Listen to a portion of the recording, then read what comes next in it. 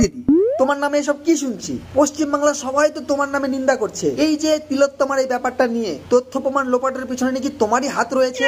পশ্চিমবাংলার সবাই তো তাই বলছে, এটা কি সত্যি? এমন গুত্তনি দেবো না। কেন কেন কেন গুত্তনি কেন দেবে? তুমি কি ষাঁড় নাকি? ষাঁড়ের গুঁতো খেয়েছেন? গুঁতো না দিদি, আমি তো কখনো ষাঁড়ের গুঁতো টুতো খাইনি। কেন দিদি, তুমি ষাঁড়ের কাছে গেছিলে নাকি গুঁতো খেতে?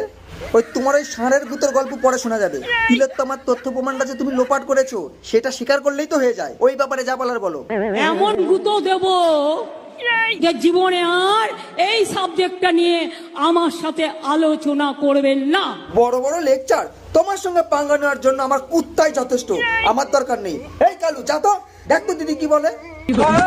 আমি বন্দুকের থেকেও ভয়ঙ্কর, আমি সুনামির থেকেও ভয়ঙ্কর, আমি টর্নেডোর থেকেও ভয়ঙ্কর, আমি তুফানের থেকেও ভয়ঙ্কর। কি করে